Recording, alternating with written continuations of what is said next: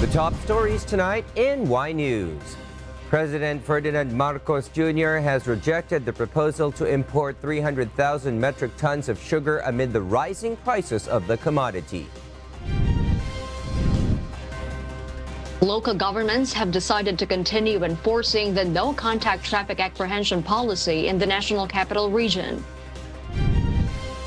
The Department of Education has mandated that schools have an infection control plan against COVID-19 by the start of this month's face-to-face classes. U.S. health officials authorized a plan to stretch the nation's limited supply of monkeypox vaccine by giving people just 1/5 the usual dose. Good evening, Philippines and the world. Today is Wednesday, the 10th of August, 2022. Join us in the next hour as we deliver today's top stories around the Philippines and in other parts of the world. I am William Theo. We are also seen in 1,935 satellite monitoring centers nationwide and via live streaming worldwide through the UNTV News and Rescue social media accounts. I am Harding Delgado. First in the news, the plan to import an additional 300,000 metric tons of sugar was rejected by President Ferdinand Bongbong Marcos Jr. According to Press Secretary Trixie Cruz Angeles, President Marcos denied the importation in no uncertain terms. This followed claims that the president had authorized the importation of more sugar by a directive he personally signed as the SRA board chairman and the Secretary of Agriculture. The press secretary also disputed the legitimacy of the directive, claiming that the signature that can be seen above the president's name was not his signature. The Sugar Regulatory Administration issued a warning in June about a shortage of sugar in the nation, which drove up prices to 100 pesos per kilo.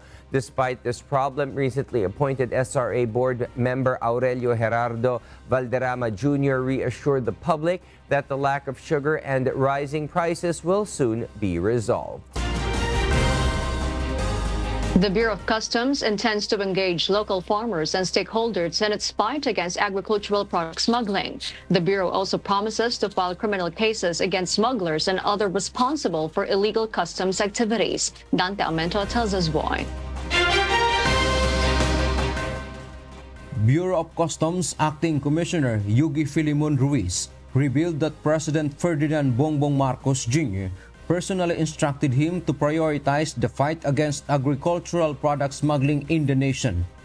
This administration, especially with the directive of the President to eradicate agricultural smuggling, and one of also his primary mandates to me is to eradicate corruption. Rest assured, gagawin natin to.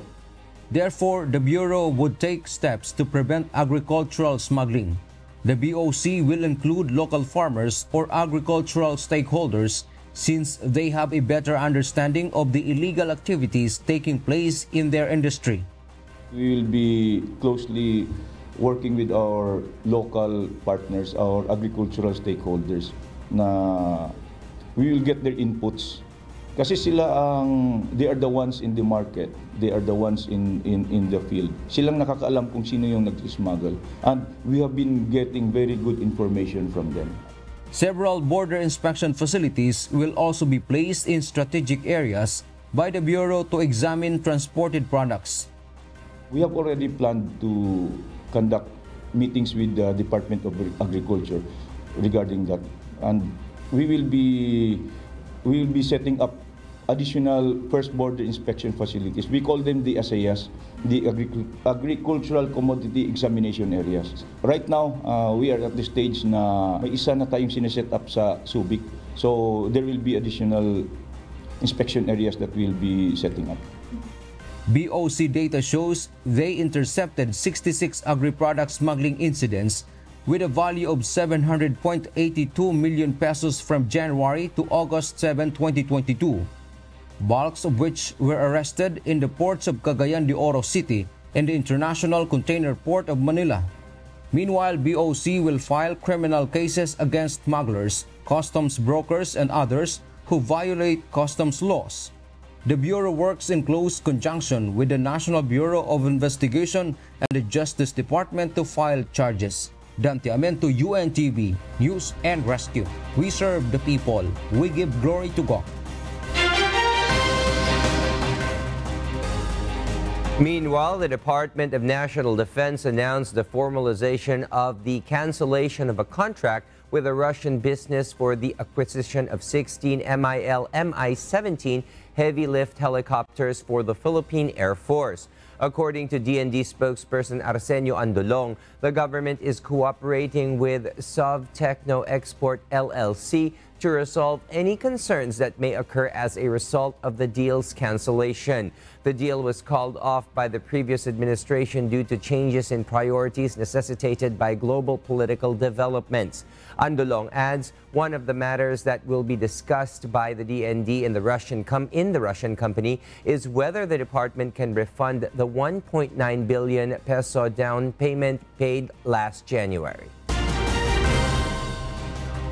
The Philippines' earliest opportunity to obtain monkeypox vaccines, according to the Department of Health, is by early 2023.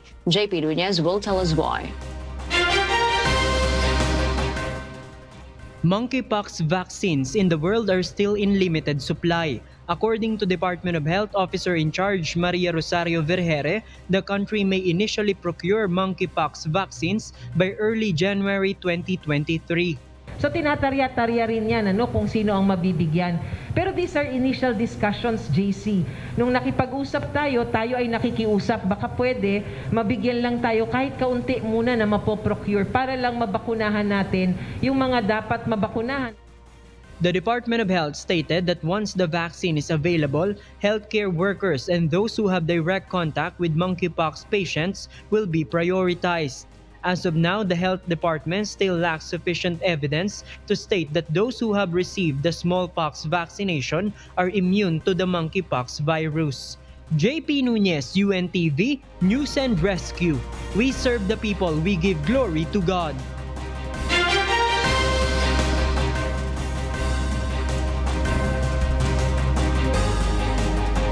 And for the news abroad, the CHIPS and Science Act of 2022 was signed by U.S. President Joe Biden. The American president says it is a once-in-a-lifetime investment in America itself, ensuring that the future will be made in America. Beverly Saison will tell us why. U.S. President Joe Biden signed into law a bill known as the CHIPS and Science Act. The bill will help U.S. manufacturers better compete against China. It will also help alleviate the ongoing chip shortage that continues to stall production of home appliances, automobiles, video games, military weapons, and everything in between.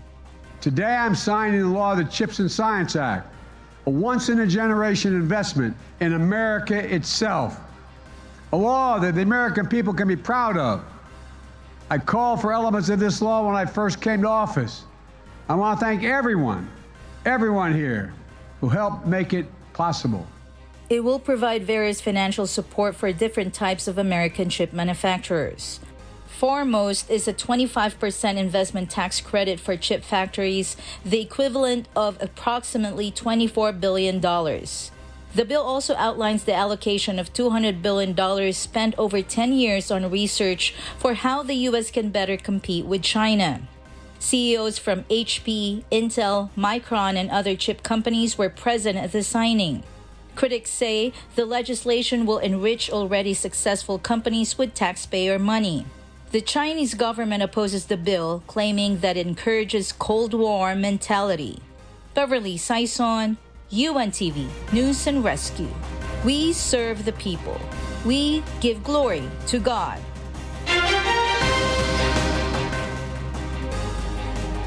While outbreaks are increasing, the U.S. Food and Drug Administration has authorized the emergency use of a lower dose of the monkeypox vaccine. Paul Gatchalian will tell us why live.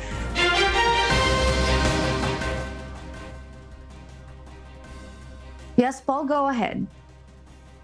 Mariel, U.S. health officials on Tuesday will start rationing the dosages of monkeypox vaccines in order to multiply currently limited supplies to up to 5 times more injections, according to the FDA. Today, the FDA has issued an emergency use authorization, or EUA, allowing healthcare providers to use an alternative dosing regimen of the Jynneos vaccine. This will increase the total number of doses available for use by up to 5-fold. White House officials stated that the alternate regime will safely and effectively multiply 440,000 normal doses injections into more than 2 million smaller doses. Individuals will be given 1/5 of the usual dose of the Jynneos vaccine, twice 4 weeks apart, a dose-sparing approach said to be just as effective as a normal dose shot.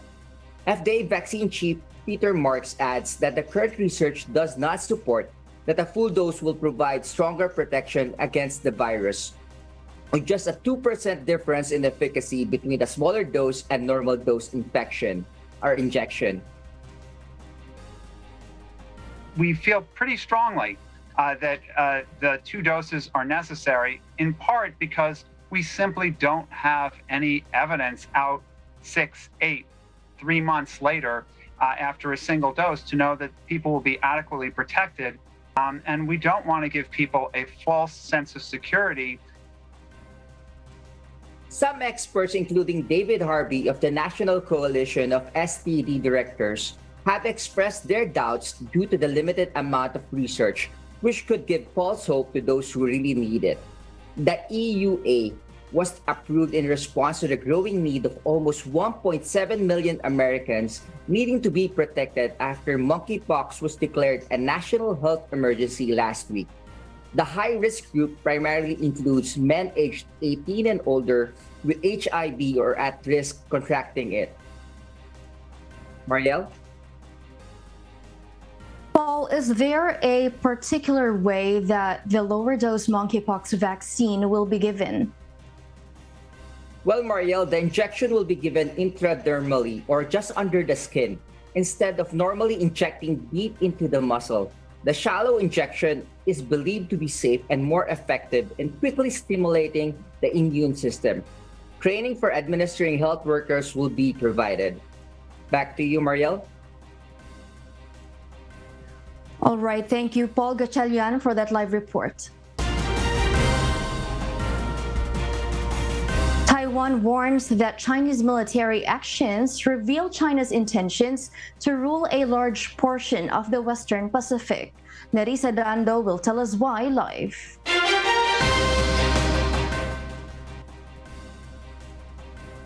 Yes, Nerissa?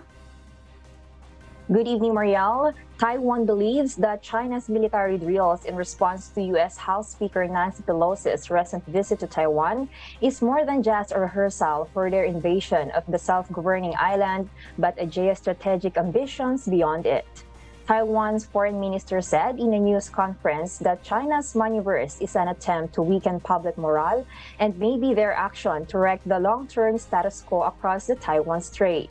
Widespread concerns that Beijing is seeking to expand its influence beyond Taiwan is also being echoed as its actions have since disrupted normal operations in one of the Indo-Pacific region's busiest air and shipping routes. Beijing further extended its large-scale military drills and reaffirmed its threat to use force or other necessary means against external forces to bring Taiwan under its control. Meanwhile, Taipei has also started to conduct military exercises and put its forces on alert, underscoring its readiness to defend itself. Marielle? Thank you, Nerissa Dando, for that live report. A bill to create the Bulacan Airport City Special Economic Zone Authority was refiled in Congress. This was after President Ferdinand Marcos Jr. vetoed it. Eileen Cerudo will tell us why. House Committee on Ways and Means Chairman and Albay 2nd District Representative Joey Salceda says the proposed safeguards in the refiled Bulacan Airport Eco-Zone bill would address the concerns of President Ferdinand Marcos Jr. in his veto message. According to the President, the bill, which was approved in the 18th Congress, poses fiscal risk and lack of coherence. He also stated that the bill infringes on the authority of other government agencies. According to Salceda, House Bill number 2228 aims to provide amendments to the vetoed House Bill number 7575. This includes removal of the provisions that would pose a fiscal risk to the country and addressing the infringement on or conflict with government agencies. Other amendments also include forming a master plan that sets the boundaries of the proposed economic zone. Salceda hopes the amendments would even go beyond the concerns cited in the veto message and ensure that the eco-zone is pursued ultimately for the public interest. Eileen Cerudo, UNTV News and Rescue. We serve the people. We give glory to God. Meanwhile, to alleviate traffic congestion, Senator Robin Padilla proposed installing cable cars in Metro Manila. But some lawmakers reject the idea. Nel Maribuhok will tell us why. Two lawmakers from the House Minority Group rejected Senator Robin Padilla's proposal to establish cable cars in Metro Manila. Arlene Brosas, Gabriela Party List Representative, and Marisa Del Mar Magsino, OFW Party List Representative, say it is not the right time to push for the said proposal. They said the government should focus on allowing more public utility vehicles or PUVs to operate. Hindi po yata ito ang tamang panahon at marami pa pong dapat na problema na dapat pong unahin. Ang kailangan po talaga ay maayos yung ating mga sasakyan, mabuksan ang mga franchises ngayon, makabiyahe ang ating mga jeepneys, makabiyahe ang ating mga bus. Furthermore, the proposal for cable cars in Metro Manila has a separate viewpoint from the general public. Pabor kung makakatulong nga po ito, pero kung ano po yung paraan kung paano po nga po ito ma-i-apply or may sasakatuparan po, parang ganun.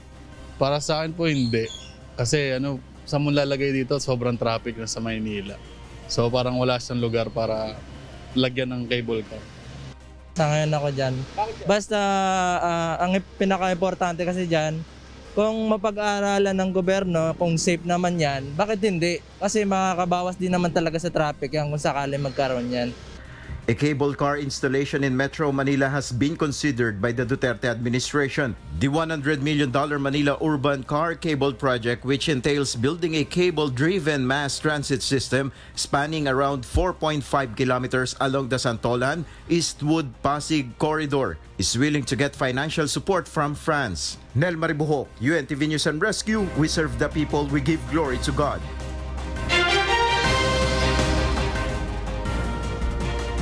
Hearst appealed to the Department of Energy to address the problems surrounding the energy sector. During the organizational meeting of the Senate Committee on Energy, senators asked the agency on its plans on the country's energy supply mix, power shortages, and high power rates. They also urged the DOE to prioritize the use of renewable energy in the country. Palagi na nga brownout. Pagdating sa singilan, ang taas ng bill ng kuryente. At kapag hindi nakabayad on time, pinuputulan agad. Pwede ba, Secretary Letilla, do something about that? Boss, paano ka naman magsasurvive na kumpanya kung o MSME kung 16 to 18 pesos per kilowatt hour, dito sa Manila 9 pesos per kilowatt hour? Kawawa naman po ang mga kababayan natin in the countryside. Department of Energy Secretary Rafael Lotilla says the country needs to stop its overdependence on petroleum-based fuels and to shift to hybrid energy system. Over 50% of the country's energy supply, such as coal, is also being imported from other countries. The secretary notes that one of the concerns in pursuing new technologies for alternative sources of energy is its high installation costs. We would have to invest in solar, in wind, in, as you mentioned, even newer technologies. Hopefully down the road, ocean, thermal, hydrogen, offshore wind. These are the things that we would need to invest in so that our people don't have to depend on petroleum-based fuels. There is no, shall we call it, magic wand to change things overnight. but the hard work must start now. And I think the President's vision is not for a promise for overnight changes, but that the structural changes. For now, the DOE says it is trying to find out whether there was an output from the study on nuclear energy commissioned by the Duterte administration. Senator Sherwin Gatchalian, who previously chaired the Senate Energy Committee, says they allocated 266 million pesos in the national budget, but they have yet to see the study. Lotilla adds reforms in the energy sector are needed to address the country's power woes through amendments in the Electric Power Industry Reform Act, or EPIRA, which was among the priority bills of President Ferdinand Bongbong Marcos Jr. Local governments in the National Capital Region have decided to keep enforcing the no-contact traffic apprehension policy. Asher Kadapan Jr. explains why. Motorists caught to have violated traffic laws captured by videos under the No Contact Apprehension Policy, or NCAP, will be given ample time to justify the violation. The Land Transportation Office explains this as local government units in Metro Manila retains the implementation of NCAP. This despite LTO's initial appeal to the LGUs to suspend its implementation so they may review the said policy. This comes after some transport groups' complaints against NCAP as motor vehicle owners are being imposed of a violation by their drivers who actually committed the infraction. Yeah, the law provides that there's 10 days that they have to submit report, and then we will be informed. They will be given notice yung driver. Ngayon ang ginagawa yung motor vehicle owner, and then they can contest that. They can contest that within 5 days. Quezon City government, among others, stressed in a statement that motorists need not to worry about the unfair imposition of penalties as the LGU's NCAP ordinance provides for an adjudication board. Penalties of complaints found to be justified are lifted. Quezon City Traffic Operations Division further explains that they need to continue with the implementation of the policy primarily for the safety of the public. Kasi pag pinipigilan mo yung process ay yung system mo, tuloy-tuloy yung mga violations mo sa kalsada. The LTO is set to meet with the LGUs and transport groups in the coming days to continue with the review of the No Contact Apprehension Policy. Asher Kadapan Jr., UNTV News and Rescue. We serve the people, we give glory to God.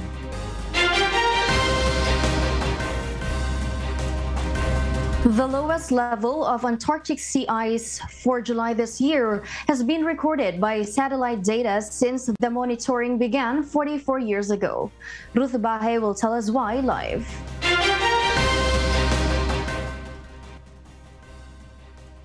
Yes, Ruth, please go ahead. Yes, Marielle, the Antarctic sea ice extent for July covered only 15.3 million square kilometers. This is 1.1 million square kilometers, or 7% below average, and lowest ice cover recorded since the observation started in 1978, according to Copernicus Climate Change Service, or C3S. Current record followed a previous low ice value in June 2022, which also came from a continued series of below average extents since February 2022. The World Meteorological Organization in a Twitter post said that July this year is one of the 3 warmest Julys in the record, with extreme heat waves, drought, and wildfires. C3S further supported this by saying that July was unusually dry across parts of Europe, North and South America, Central Asia, and Australia. Last year, in July 2021, the Antarctic sea ice level was above average, which emphasizes the large interannual variability around the satellite era. Senior C3S scientist Freya Vamberg expressed that prolonged extreme high temperatures will be more frequent as global temperatures increase further. Meanwhile, around the North Pole, Marielle, Arctic sea ice was also 4% less than the average, ranking 12th lowest for July in the satellite record. Back to you, Marielle. Thank you, Ruth Bahe, for that live report. A 4 4-meter-long beluga whale stranded in France's Seine River since last week has been successfully removed from the waterway. The 800-kilogram mammal was lifted from the river by a net and crane after 6 hours of work and was placed on a barge under the immediate care of veterinarians. The whale will spend 3 days at a seawater basin in the Channel port of Ouistreham for recovery and preparation for its release. Time Grand Slam singles champion Serena Williams has hinted that she may retire playing tennis after the next US Open. Ia De Vera will tell us why live.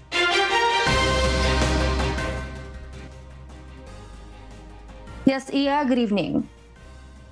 Good evening, Marielle. The 40-year-old American tennis star who won more major singles than any other female player in the Open era wrote on an Instagram post on Wednesday that the countdown has begun. Miss Williams, who is gracing the September issue cover of Vogue, made her singles return in June at Wimbledon Championships in tennis after a lengthy injury break, which led to speculations about her retirement. While she says there is no happiness in the possibility of no longer playing tennis, and it is the hardest thing that she could ever imagine, she is ready for what is next. When asked about her legacy, Miss Williams does not have the exact words to say, but believes that with the opportunities she's had has helped make women athletes comfortable and be themselves on the court. Several athletes praised Miss Williams and her long-time career. Miss Williams will be playing at the US Open later in August, where she has won 6 of her major singles titles. Back to you, Marielle. Thank you, Ia De Vera, reporting live. And those are the reasons behind the news in other parts of the globe. I am Mariela Toza, reporting live from Perth, Australia. Good evening. The Department of Education, or DepEd, requires schools to have an infection control plan or strategy against COVID-19 by the start of face-to-face classes this month. DepEd made the remark in response to the Octa Research Group's assertion that there would likely be a case spike after the in-person classes began. Additionally, the agency makes sure that mechanisms are in place to prevent COVID-19 infection. More than 18.6 million students in basic education have registered for the coming school year. We are also asking the schools to have what we call a infection control plan or infection containment strategy. Kasi hindi nga natin masasabi, baka may mag-positive po na estudyante. Kailangan may plano yung bawat schools kung ano po yung gagawin nila, kung ano yung protocols nila dyan.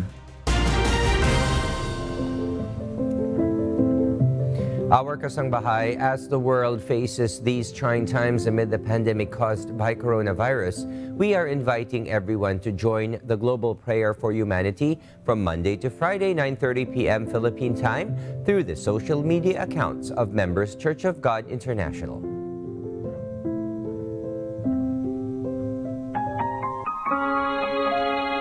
Before we close, we will leave you with a word, giving glory to God. From the book of 1 John, chapter 3, verse 16, it says, "Hereby perceive we the love of God, because he laid down his life for us, and we ought to lay down our lives for the brethren."